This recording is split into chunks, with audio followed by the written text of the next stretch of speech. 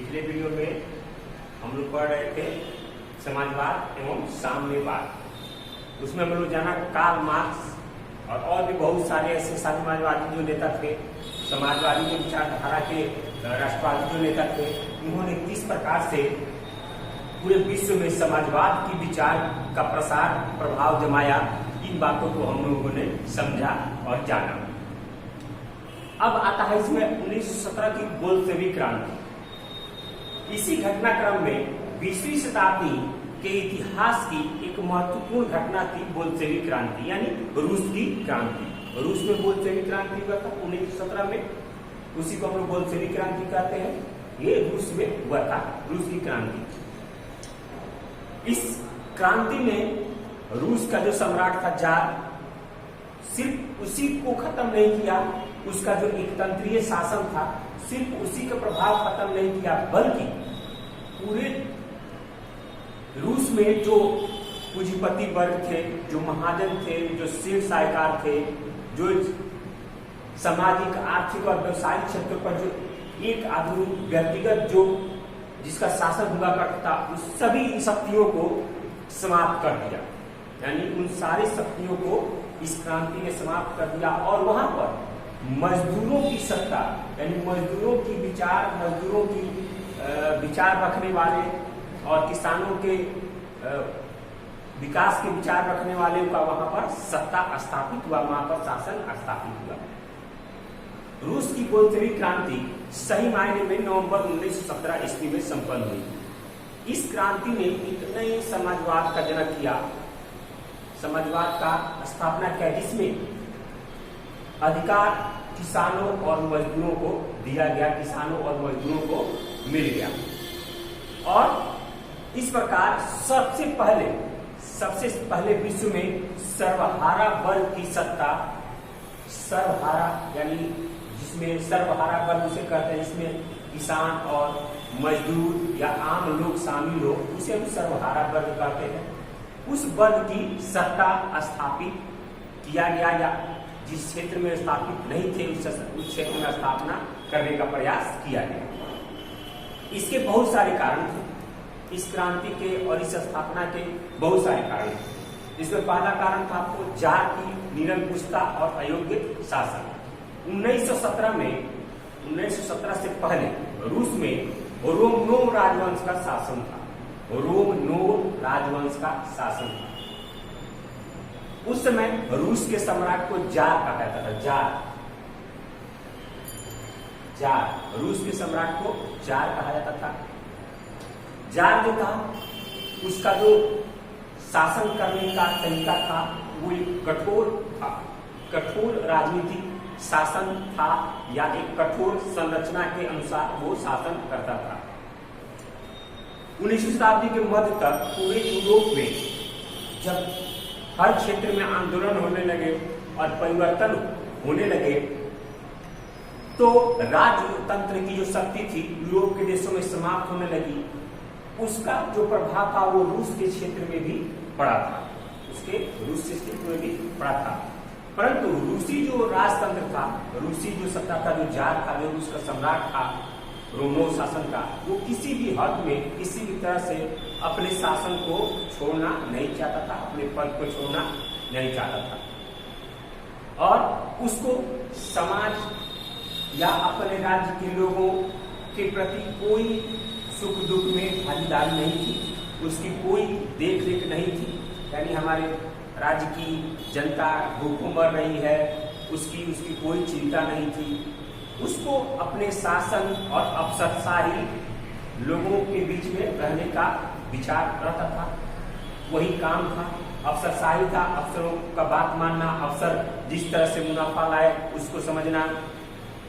और इसके कारण ही, अफसरशाही के कारण ही उसके जो अफसर थे वो सिर्फ चमचा थे, यानी सिर्फ उसकी बड़ाई करने वाले नहीं जा रहे थे।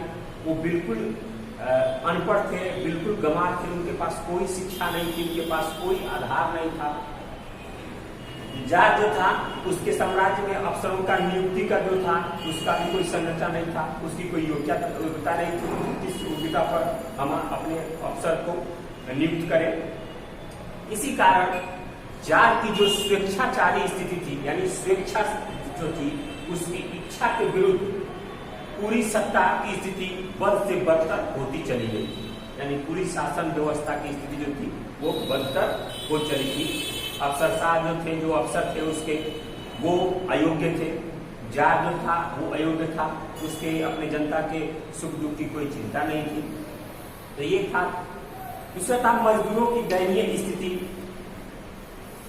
1920वीं शताब्दी के पहले चूंकि रूस में सबसे ज्यादा संख्या कृषकों की थी, किसानों की थी। रूस में सबसे अधिक संख्या किसानों की थी, कृषकों की थी।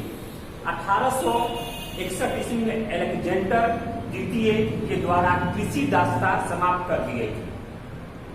1861 में अलेक्जेंडर जो द्वितीय था उसके द्वारा कृषि दासता समाप्त कर दी। ऑब्जेक्टिव टाइप क्वेश्चन आप लोग ध्यान से पढ़िएगा।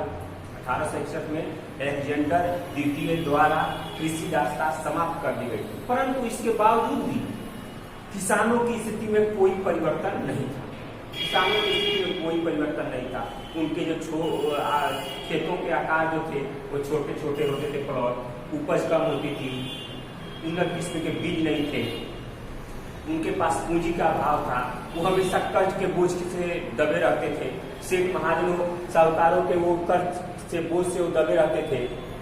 ये सारी समस्याएं थी इनके सामने, किसानों के सामने। उसके बाद था मजदूरों की दयनीय स्थिति। मजदूरों, जो मजदूर वर्ग थे, उनकी स्थिति और भी दयनीय होती चली जा रही थी। उनका काम करने का जो घंटा था वो तय नहीं था। जितना देर काम करते थे उससे कम उनको वेतन मिलता था।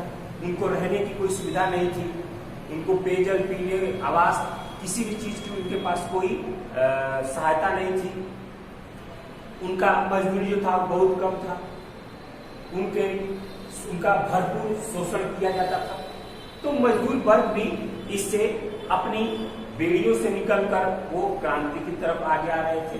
यानी एक ऐसे समाज की स्थापना जो मजदूरों और किसानों का समाज हो, मजदूरों और किसानों की सत्ता हो, उनकी देखरेख करे, वैसी शासन। चार था औद्योगिकरण की समस्या। औद्योगिकरण जो था वो रूस के कई क्षेत्रों में औद्योगिकरण हो चुका था, लेकिन उसके बावजूद भी बहुत सारे ऐसे क्षेत्र थे जो औद्योगिक स्थिति से विपन्न थे। यानी कहीं भी उसमें औद्योगिक कारण कहीं नहीं था, उद्योग धंधे वहां नहीं थे। रूस के कुछ क्षेत्रों में ही उद्योग धंधे स्थापित थे जहां से मजदूर अपना काम चलते थे। क्योंकि रूस में राष्ट्रीय पूंजी का अभाव था। लोगों के पास अधिक से अधिक किसान और मजदूर वर्ग थे, उनके पास भी पूंजी का अभाव था। अतः उद्योगों का विकास बहुत धीमा था। उद्योगों का विकास नहीं हो पाता था। जहां भी उद्योगों का विकास हुआ वो विदेशी पूंजी के आधार पर हुआ, क्योंकि राष्ट्रीय पूंजी की कम थी।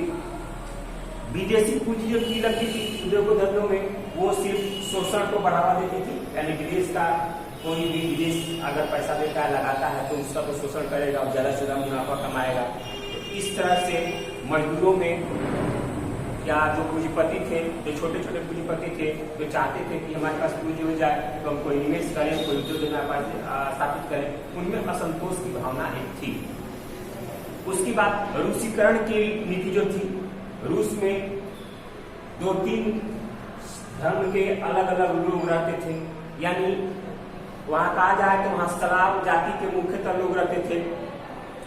वहां स्लाव जाति के मुख्यतः लोग रहते हैं, लेकिन उसके बावजूद भी वहां फिन, पोल, जर्मन, यहूदी आदि भी लोग रहते थे। तो ये अलग अलग धर्मों को, अलग अलग व्यवस्था को मानने, अलग अलग रीति रिवाजों को मानने वाले लोग थे।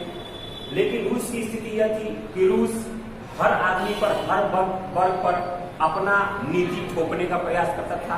यानी एक नीति सब पर थोपने का प्रयास करता था। इससे वहां का जो वर्ग था, मध्यम वर्ग, वो काफी आंदोलित था, काफी इस बारे में सोचता था। उस पर अपने रूसी भाषा, इन सबों पर रूसी भाषा को लादने का प्रयास किया जाता था, जिसका कारण यह था कि 1863 ईस्वी में इसी नीति के विरुद्ध पोलो जाति ने विद्रोह कर दिया। लेकिन उस जार द्वारा उस विद्रोह को निर्ममतापूर्वक दहन कर दिया गया, दबा दिया गया, और इस प्रकार रूसी राजतंत्र के प्रति उनका आक्रोश जो था वो बढ़ता चला गया। ये स्थिति थी। रूस की नीति जो थी, रूस की क्रांति जो थी, बोल्शेविक क्रांति हमें सोचना की उसकी थी, वो क्या थी, उसका कारण था, ये किस कारण से हुआ। अगले वीडियो में हम आपको अगला टॉपिक पढ़ेंगे। इस वीडियो में तो आप इतना ही पढ़ें, आप इसको अच्छी तरह समझें, अच्छी तरह ध्यान से सुनेंगे तो आपको ज्यादा अच्छा लगेगा। आप अपने नोटबुक में लिख सकते हैं। अगले वीडियो में हम लोग अगले टॉपिक के साथ मिलेंगे। धन्यवाद।